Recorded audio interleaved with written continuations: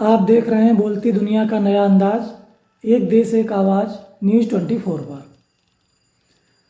यह सूरत आखिर कब बदलेगी? इससे अभी और कितने निर्दोषों की बलि चाहिए? 2022 के उत्तर प्रदेश विधानसभा चुनाव का वह दौर आप सबको बाखूबी याद होगा, जब उत्तर प्रदेश की योगी सरकार ने चुनाव जीतकर सत्ता में वापसी की थी। उस वक्त उसे बड़ी गर्मजोशी के साथ बुलडोजर वाले बाबा का करिश्मा करार दिया गया था। आप सबको याद होगा, बाबा के इस बुलडोजर ने बीते वर्षों में कितने स्मगलरों, कितने अपराधियों के ठिकाने ढहाए हैं, इसका जवाब तो बहुत बाद में ढूंढा जाएगा। लेकिन यह बुलडोजर फिलहाल जिस खूनी राह पर चल रहा है,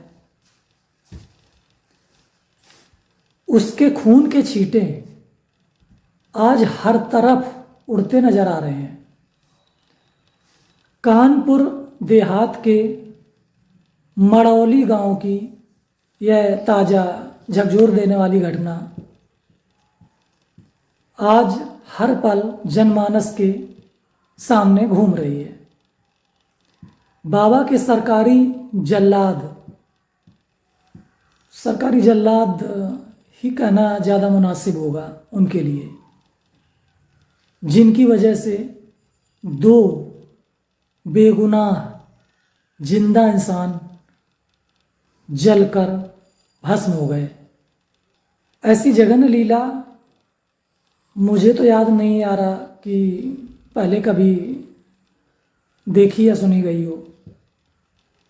सरकारी नुमाइंदों की इस मामले में दलील है कि जिस अवैध कब्जे को ढहाने के लिए उनकी बुलडोजर ब्रिगेड मड़ौली गांव में गई थी, वो अवैध कब्जा था वो, जिसको ढहाने के लिए वो ब्रिगेड गई हुई थी। पूरा अमला, सरकारी अमला मड़ौली गांव में गया हुआ था। भाई क्या खूब दलील दी है इस बेगैरत बेशर्म अमले ने। कोई गलत नहीं है उनके लिए अब ऐसे शब्दों का इस्तेमाल करना, नहीं करना चाहिए, लेकिन क्या करें। केवल मेरे ही अंदर नहीं, हर देशवासी के अंदर आज ये जलन है। शहरी विकास की चकाचौंध से काफ़ी दूर है ये मड़ौली गांव। आम गांवों जैसा है, कुछ खास ऐसा नहीं है वहाँ पे जो शहरों के बहुत नज़दीक लगे विकसित गांव में होता है। उसको विकसित गांव नहीं कह सकते। वहाँ आज भी कच्ची पक्की झोपड़पट्टियाँ हैं। ऐसी एक झोपड़पट्टी थी वो मड़ौली गांव की, जिसमें किसी तरह से वो परिवार अपना गुजारा कर रहा था। जिस परिवार की एक बेटी और माँ, 23 साल की बेटी थी और माँ 50 साल उम्र थी, जिंदा जलकर खत्म हो गए, भस्म हो गए। उसमें किसी तरह से रह के अपना गुजारा कर रहा था। कैसे गुजारा कर रहा था, ये मोटी चमड़ी वाले सरकारी अफसर और सरकार के नुमाइंदे 7 जन्म नहीं समझ सकते। बरसात में जब फूस का झोपड़ा टप टप करके टपकता है, तो उसमें रहने वाले लोग सारी रात जाग कर कैसे गुजारा करते हैं। ये दर्द जिलाधिकारी, तहसीलदार, लेखपाल, SHO, पुलिस का नाम जिक्र आते ही बड़ा अच्छा सा फील होता होगा ना आप लोगों को भी इन मामलों में। ये कैसे समझ सकते हैं ये लोग इस दर्द को, जब मौसमी आंधी आती है, झोपड़ी पर पड़ा फूस उड़ जाता है, तेज आंधी और आती है तो उसकी कच्ची दीवारें भी ढह जाती हैं। तो उसको किस तरीके से रहने लायक बनाया जाता है, घास फूस डाल के, मिट्टी लगा के। ये तकलीफ वातानुकूलित इमारतों में रहने वाले धन पशु समझना भी चाहें तो कैसे समझ सकते हैं। यह तो झोपड़पट्टी में रहने वाले हर गरीब का वह दर्द है जिसे केवल वह गरीब ही समझ सकता है। यह सरकारी जल्लाद नहीं समझ सकते जिनकी आंखों पर रिश्वत और सत्ता के अहंकार की बेगैरत पट्टी चढ़ी हुई होती है, जिनके सिर पर हाई कमान का हाथ होता है और जिनकी हर कारगुजारी को छिपाने के लिए समूचा सरकारी अमला हाथ पांव खोल कर जुट जाता है, जैसे इसमें जुटा हुआ है। मड़ौली गांव की वह झोपड़पट्टी कितनी अवैध थी और एक गरीब के उस आशियाने से सरकार की कौन सी परियोजना खटाई में पड़ रही थी, इसका जवाब सरकार से मांगा जा रहा है, मगर सरकार क्या जवाब दे पा रही है आपको पता होगा। जिसकी वजह से उस झोपड़पट्टी को उजाड़ने के लिए पूरा सरकारी अमला पगलाए सांड की तरह उसको उजाड़ने के लिए उस गांव में चढ़ दौड़ा। फिलहाल यह मुद्दा गौड़ है और गौड़ ही रहेगा। इसका सही जवाब शायद कभी निकल कर सामने नहीं आ पाएगा। वजह आप जानते हैं, जब सरकार को ही अपनी प्रतिष्ठा बचाने की फिक्र सता रही हो, जो इंसानियत दफन हुई जल के, उससे ज़्यादा सरकार को अपनी प्रतिष्ठा बचाने की फिक्र सता रही है। जब हालात ऐसे हों और जब खुद सरकारें ही किसी मामले की लीपापोती करने पर आमादा हो जाएं, तो कोई भी सच अपने मूल स्वरूप में निकल कर आखिर कैसे सामने आ सकता है, और आ भी सकता है तो कितना आ सकता है। अभी मुद्दा यह नहीं है कि इतनी जघन्य घटना घट जाने के बाद भी सरकारी बेहयाई का बाइस्कोप दिखाने में सरकार की तरफ से कोई परहेज क्यों नहीं किया गया। उसूलन तो योगी सरकार को बिना देर किए उस तमाम अमले को, जैसे ये घटना सामने आई थी, पर एक्शन होना चाहिए था। बाद में जांच होती तो जो निर्दोष होते वो तो बरी हो जाते अपने आप, उसमें कोई शक शुबह की गुंजाइश ही नहीं थी। लेकिन जिनको बुलडोजर खेलने का परमिट खुद सरकार नहीं दिया हो, तो फिर यह कैसे संभव हो सकता था। नहीं हुआ, मामले की लीपापोती हो रही है। सरकार ने अपने नुमाइंदों को, जो भी उनके अफसर हैं, उनको बचाने के लिए आप देख रहे हैं शुरुआत से ही जान लड़ा रखी है, पूरी ताकत लगा रखी है। जो भी एक्शन हो रहा है, हुआ है या अब होगा, वो जनता के, मीडिया के दबाव में आकर ही लिया है सरकार ने। जो थोड़ी बहुत गाज गिरी भी तो वो किस पर गिरी, अभी तक जो गाज गिरी है लेखपाल पर।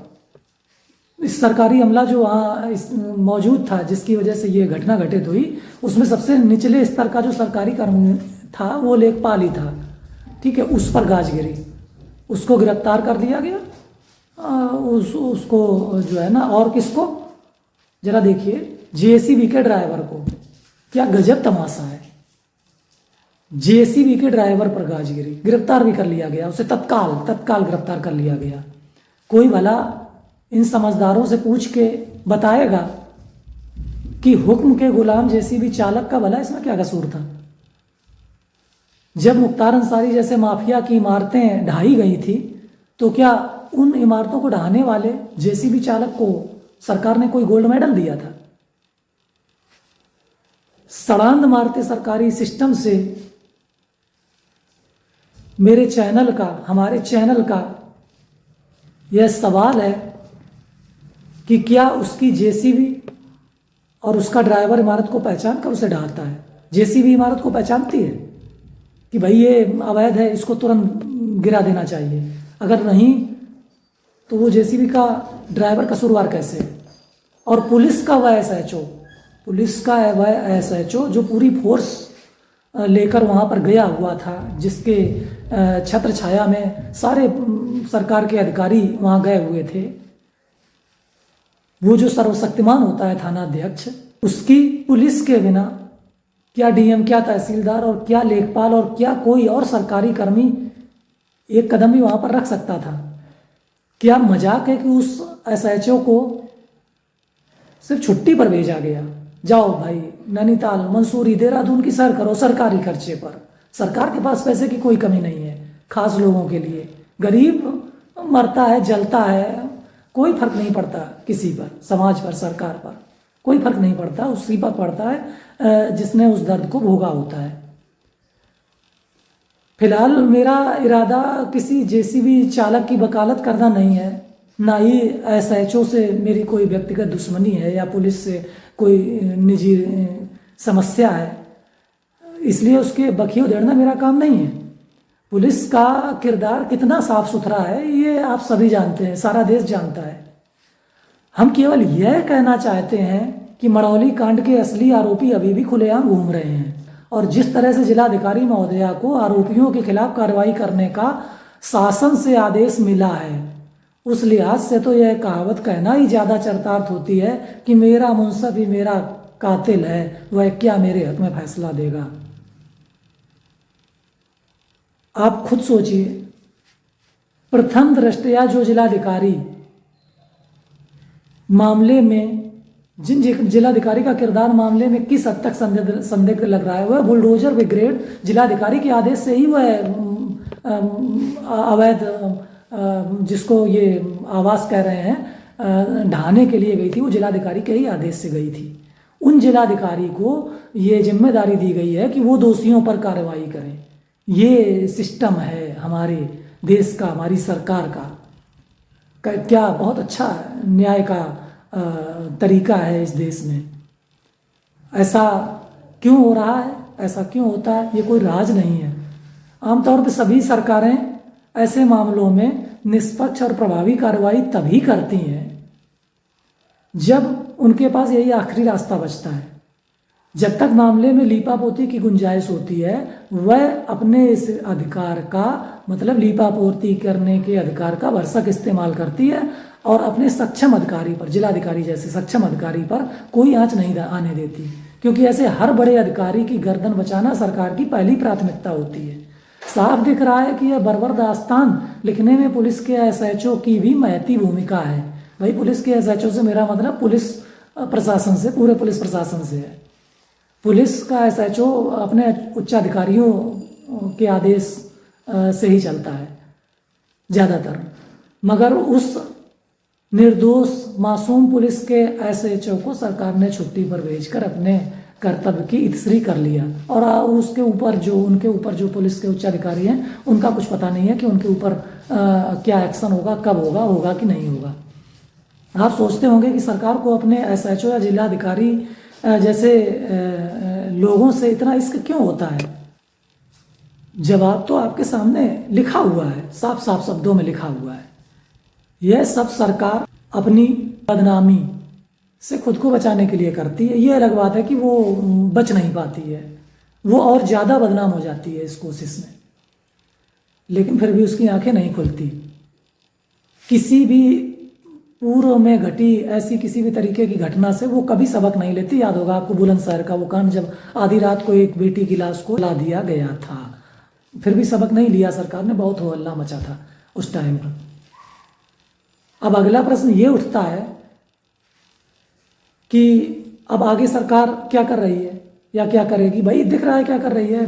पीड़ितों को मुआवजा देने का ऐलान कर दिया है, नौकरी देने का ऐलान कर दिया है, और भी बहुत कुछ किया है। सुनने में आया था कि उनको सरकारी गनर भी दे दिए गए हैं।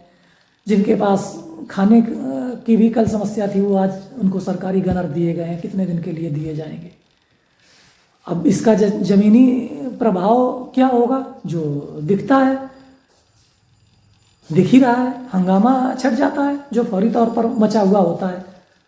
और इन मामलों में वक्त बिताना ही सरकार की पहली कूटनीति होती है। इसके बाद जैसे ही वक्त बीतता है, नई खबरें आ जाती हैं, मीडिया का ध्यान भी उधर चला जाता है और लोग धीरे धीरे भूल जाते हैं कि कुछ दिन पहले क्या हुआ था। अभी तक मड़ौली चिल्ला रहा, मीडिया का समूह भी अगली घटना में व्यस्त हो जाएगा। भैया ये काम तो नहीं है ना उसके पास, अरसे से यही होता आ रहा है और आगे भी यही होता रहेगा। निर्दोषों की जानें जाती रहेंगी, बुलडोजर का खेल चलता रहेगा, क्योंकि भाई वोट मिलते हैं, पब्लिक खुश होती है बुलडोजर का खेल चलने से, तो सरकार और तेजी से बुलडोजर चलाती है। कहने को तो जनता, आम जनता सब देख रही है, समझ रही है। हम तो यह कहने की मूर्खता नहीं कर सकते कि आम मतदाता की याददाश्त बहुत कमज़ोर होती है। वह अगला चुनाव आने तक सरकारी और उसके सरकारी तंत्र की सारी बहसियत, सारी कारस्तानियाँ भूल जाती है और फिर से जिंदाबाद मुर्दाबाद करने लगती है। अगर यह सच है, अगर यही सच होता तो फिर सरकार को किसी भी मड़ौली जैसी घटना पर इतना परेशान होने की क्या ज़रूरत थी। यह गौर करने वाली बात है कि मतदाता की याददाश्त कमज़ोर नहीं होती, वह मजबूर होता है, क्योंकि उसके हाथ में वोट देने के बाद कुछ नहीं रह जाता, सिर्फ वोट देने तक रहता है। और जब वोट देने का टाइम आता है तो बहुत से फैक्टर ऐसे होते हैं जो उसे प्रभावित करते हैं या कराए जाते हैं। अब थोड़ा सा विपक्ष पर भी आ जाते हैं। विपक्ष क्या कर रहा है, ये क्या दिख नहीं रहा है? सबको दिख रहा है भाई। उसका इरादा, उसका उद्देश्य साफ दिख रहा है कि पीड़ितों का मदद करना कम और इस मामले में अपनी राजनीति को धार देना ज़्यादा है। अगर ऐसा नहीं होता तो उसने इस घटना को ब्राह्मणवाद से जोड़ने की बेशर्मी कभी ना दिखाई होती। जो माँ बेटी झोपड़ी में जिंदा जलकर भस्म हो गई, उन्हें तो राजनीति का राह भी नहीं पता होगा। हम ऐसे परजीवी विपक्ष से यह जरूर पूछना चाहते हैं कि जो सरकार के दानवी अफसरों की लाल फीताशाही में जिंदा जलकर भस्म हो गए, वह दो लोग पहले इंसान थे। जो भस्म हुई वह इंसानियत थी। वह निर्दोष विपक्षी दलों के वोट साधन का सामान नहीं हो सकते। वह दो जीते जागते आम इंसान थे जिन्हें बाकी इंसानों की तरह ही कुदरत ने बनाया था और जिन्हें अपनी पूरी जिंदगी जीने का उतना ही हक था जितना कि हमें है, जितना कि आपको है, जितना जिलाधिकारी को है, जितना तहसीलदार को है, लेखपाल को है, एसएचओ को है और खुद बुलडोजर वाले बाबा को है। अपनी आंखों से राजनीति की पट्टी उतार कर देखने की जरूरत है। आपको दिखेगा शासन प्रशासन की दहकाई भट्टी में जो जलकर भस्म हुई वह इंसानियत थी। उन्हें ब्राह्मणवाद से जोड़कर किसी खास वर्ग के वोटर को बहकाने की बेहयाई दिखाना बिल्कुल भी ठीक नहीं है, क्योंकि अब जो पीढ़ी सामने खड़ी है वह 50 साल पुराने आपके इन पारंपरिक हथकंडों से बहकने वाली नहीं है, ना वह बहकती है। विपक्ष एक सरासर गलत राह पर चल रहा है और गलत राह पर चलकर वह किसी को भी सही राह नहीं दिखा सकता। गलत राह पर चलकर वह गलत लोगों से नहीं लड़ सकता। यह एक और गिरी हुई राजनीति का सबसे विकृत स्वरूप है जो हमें आए दिन देखने को मिलता रहता है, आगे भी मिलता रहेगा। किसी जिंदा इंसान के जलने की असहनीय वेदना, भीषण तड़प और तीखी जलन क्या होती है, इस पर राजनीति करने की नहीं, इसे महसूस करने की जरूरत है। योगी सरकार को भले ही लगने लगा हो कि उसने लीपापोती करके अपने दामन पर लगे इस कलंक को धो दिया है, लेकिन यह सच नहीं है। घटनाएं जब ऐसी हृदय विदारक होती हैं तो आम आदमी की याददाश्त गूगल से भी तेज हो जाती है। दिल पर लगने वाले घाव तो भर जाते हैं, लेकिन जनाब उसके निशान कभी नहीं भरते। अगर बाबा जी के तथाकथित बुलडोजर में ही इंसाफ करने की ऐसी जहांगीरी ताकत भरी हुई है तो मेरी अपील है कि देश के सभी न्यायालयों को, अदालतों को तत्काल प्रभाव से बंद कर दिया जाना चाहिए और उनके स्थान पर जगह जगह बुलडोजर यूनिट खोल देनी चाहिए। बुलडोजर बनाने वाली कंपनियों को सरकारी सब्सिडी जारी करके उनका कारोबारी विस्तार कई गुना बढ़ा देना चाहिए। स्कूल कॉलेजों में जेसीबी चालक बनने की अनिवार्यता लागू कर देनी चाहिए। अरे भाई, जब चालक नहीं होंगे पर्याप्त मात्रा में तो इतनी सारी जेसीबी कौन चलाएगा। इतना ही नहीं, जेसीबी, यही जेसीबी हर लेखपाल के घर पर खड़ी होनी चाहिए। एक जेसीबी हर लेखपाल के घर पर खड़ी होनी चाहिए। हर थाने में 5 जेसीबी खड़ी होनी चाहिए। हर तहसीलदार के कार्यालय में 1 दर्जन या 2 दर्जन जेसीबी खड़ी होनी चाहिए। जिलाधिकारी कार्यालय में तो फ्लीट खड़ी कर देनी चाहिए जिलाधिकारी कार्यालय में, ताकि यह फ्लीट देश के हर शहर, हर गांव, हर गली, हर मोहल्ले में जाकर अवैध निर्माण ढहाने का अपना यह मानवीय अभियान बहुत तेज कर सके और तेज कर सके। और जैसे कि राजनेता कहते हैं कि मतदाता की याददाश्त बहुत कमज़ोर होती है, तो वो कमज़ोर याददाश्त वाला मतदाता बुलडोजर वाले बाबा की जय जयकार, फिर से जय जयकार करके उन्हें फिर से सियासत की एक नई ऊंचाई पर आसीन करने का सौभाग्य हासिल कर सकेगा।